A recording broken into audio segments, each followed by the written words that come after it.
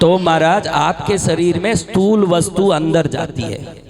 देवताओं के शरीर में ना हड्डी है, न चमड़ा है, न मांस है, न नस है, न वीर्य है, न कोई प्रकार के मज्जा आदि सप्त धातु हैं।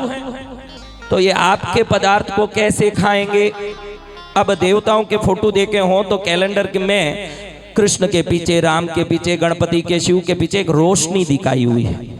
किसी ने देवों का प्रत्यक्ष दर्शन किया हो वो साधक जान सकते हैं कि देवता के शरीर से ऐसे जो लाइट जल रहे हैं, ऐसी रोशनी, पूरा शरीर ही रोशनीमय है, रोशनी निकलती है। अब समझो पानी को गर्म करो, वो बाफ हो रहा है। जैसे जैसे पानी बाफ होगा उतना पानी का स्तर कम पड़ता जाएगा कि वैसे ही रहेगा? बोलो बहनों जोर से। तो जो रोशनी देवों के शरीर से निकल रहा है, 100 में से 2 निकालोगे तो 98 रहेगा कि 100 रहेगा?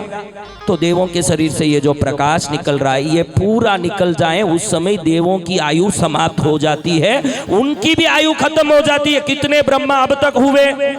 चतुर्युग के ब्रह्मा है। कितने ब्रह्मा हुए, कितने विष्णु हुए, कितने देवता हुए? तो हमारे ऋषि मुनियों ने सोचा कि अगर कार में पेट्रोल डालने से गाड़ी वापस चल सकती हो, पेट में रोटी डालने से शरीर चल सकती हो, तो ये देवों के प्रकाश जो निकल रही है इसको भी वापस भरने के लिए कोई ना कोई उपाय होगा महाराज। अगर वो चीज डाल दिया जाए तो उनके शरीर में भी वो प्रकाश वापस मेंटेन हो जाएगा, तो उनकी भी आयु बढ़ जाएगी। खाने से आपकी आयु बढ़ती है तो उनकी भी आयु बढ़ाई जा सकती है। ऋषि मुनियों ने बहुत शोध किया। बड़ी लंबी शोध के बाद, सप्त ऋषियों के बहुत बड़े अन्वेषण के बाद ये समझ में आया कि शुद्ध गौ माता के घृत को लेके घी अग्नि में डालो। जब अग्नि में ये भस्म होके बाफ बनता है, ये बाफ जिन देवों के शरीर में घुसता है वो प्रकाश को देने लगता है और देवों के शरीर से वो प्रकाश प्रकट होता है। तब से यज्ञ कर्म शुरू हुआ महाराज। लकड़ियां जलाई गई। लकड़ी दूध की लकड़ी क्यों हो महाराज?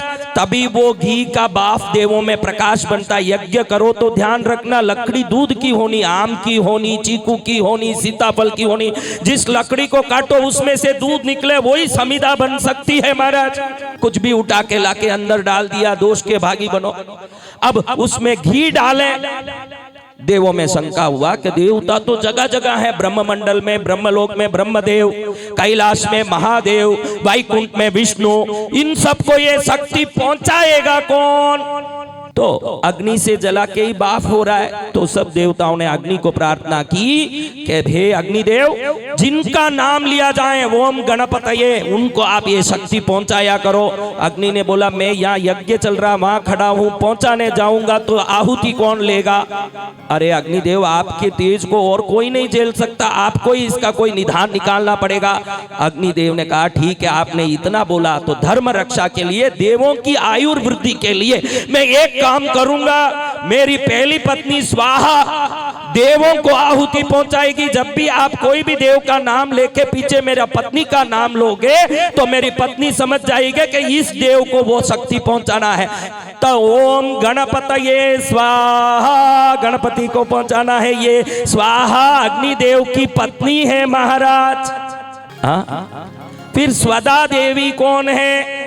वो अग्निदेव की दूसरी पत्नी जो पितृओं को पहुंचाती है। आपकी सभी जो आहुति दी वो शक्ति को, तो पितृ प्रकाशित होते हैं, बलवान होते हैं। अब देवताओं ने देखा कि ये मनुष्य लोक के जितने भी जीव हैं अग्नि के आहुति द्वारा हमको शक्ति दे रहे हैं, तो हमारा फर्ज बनता है कि बदले में भूलोक की रक्षा करें, भूलोक वासियों की रक्षा करें, और जो यज्ञ आहुति किए उनकी हर प्रकार से हम रक्षा करें। ऐसे यज्ञ शुरू हुआ।